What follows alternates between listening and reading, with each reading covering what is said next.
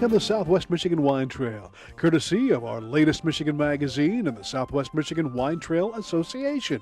On previous editions, we've ventured to vineyards, wineries, and tasting rooms in this region, proving once and for all that Michigan is at the top of many wine connoisseurs' lists for great tasting wines. Today, we wrap up our four-part series with trips to Domaine Berrien Cellars, Lemon Creek Winery, and Fruit Farm, and Tabor Hill. Barry, this is Kathy Fielding from Tabor Hill. Barry, Kathy, nice to meet you. Pleasure. Now, this is something that is very overwhelming for me because I'm not familiar with the southwest part of the state as far as even the wine country here, but we've got the wine trails going on, which is a new thing. And this is Tabor Hill out in the middle of God's country. Exactly. What is here at Tabor Hill? There's a lot of new and exciting wines that we've produced here.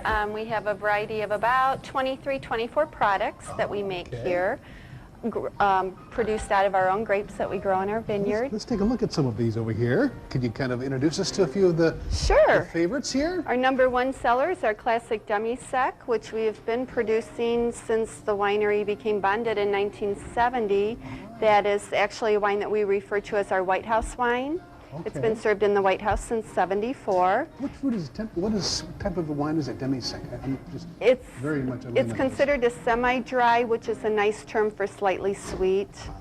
Okay. We always say semi-dry. We rarely use the word sweet in describing wines, and I'm not sure why that is. It's also the wine that we refer to as Bob Hope's favorite. Oh.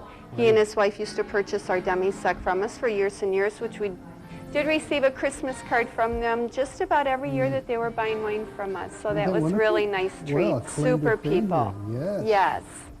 So that is our number one seller. That'd be more or less your signature.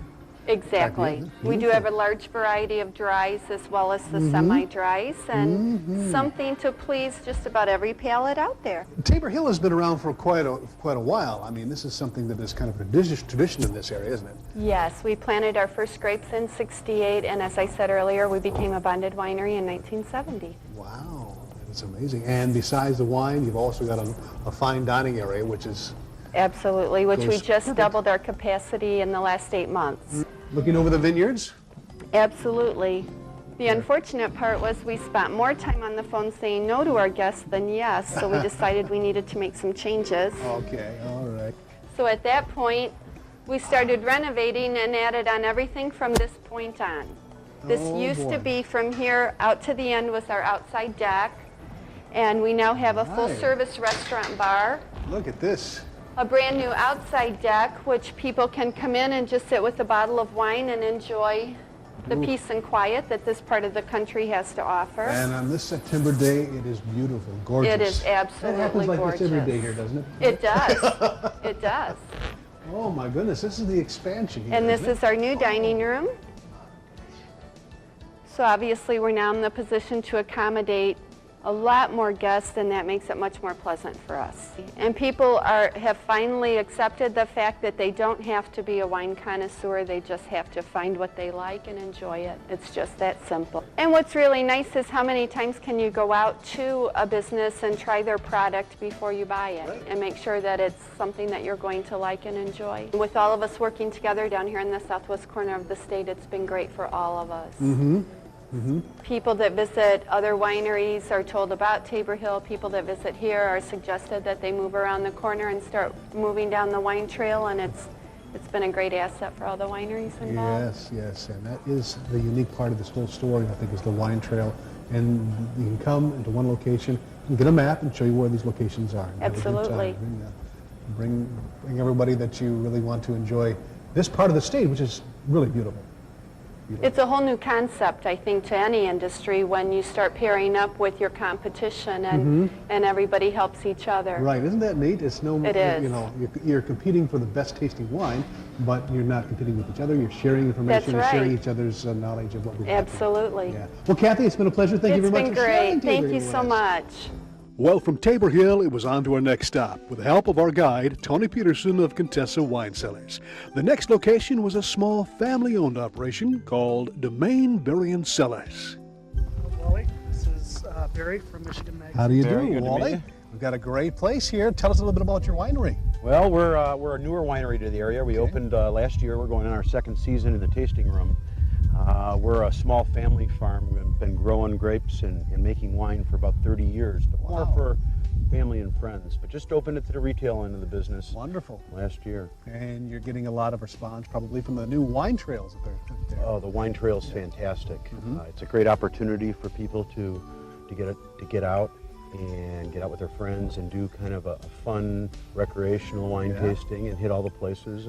And discover wines like nobody's ever discovered them before. I mean, this is an opportunity for the novice, perhaps, to get into the world of wines and find out what it's all about. But this part of the state, we're finding more and more that it's just the perfect place for growing the grapes. Southwest Michigan is probably one of the better growing regions in the Midwest. Right.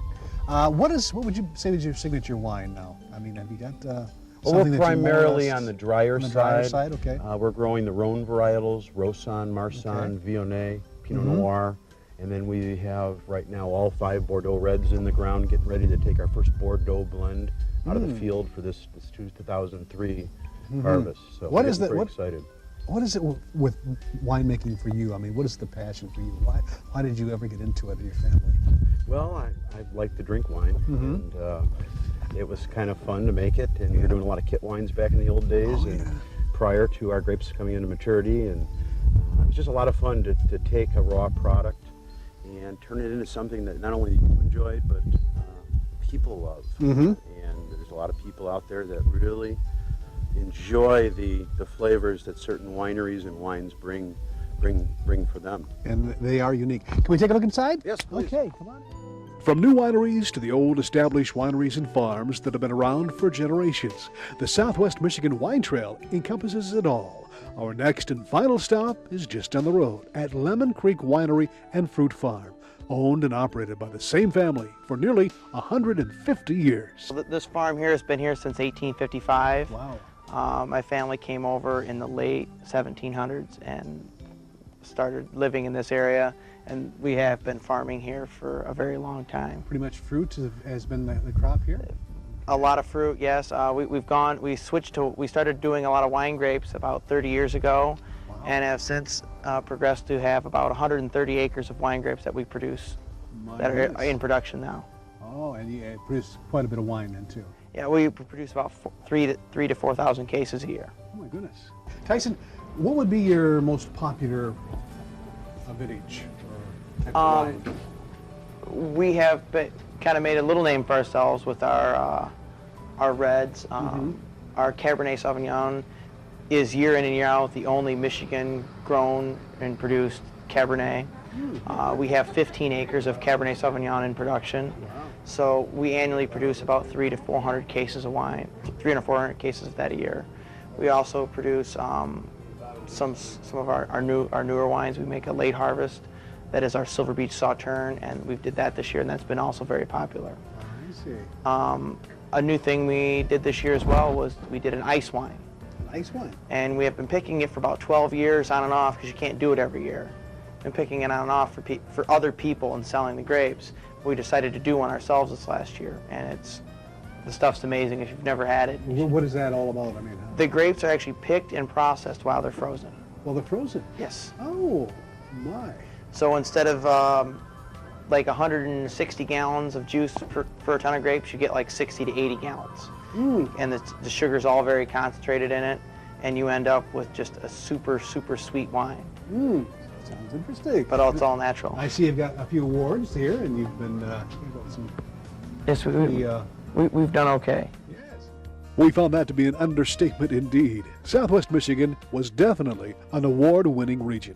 So there you go. This has been quite a journey for Michigan Magazine. To explore the wineries and tasting rooms of Southwest Michigan is a wonderful experience not only for the true connoisseur, but for the novice. And with the work being done to map and produce a specific wine trail for this region is something that will be appreciated for those seeking a one-of-a-kind destination and experience. We thank the Wine Trail organizers for their wonderful hospitality and dedication to bringing about the best in Michigan's great Southwest wine region. And a special thank you to Tony Peterson, our guide from Contessa Wine Cellars. For more information on the Southwest Michigan Wine Trail, visit them online on the web at www.miwinetrail.com.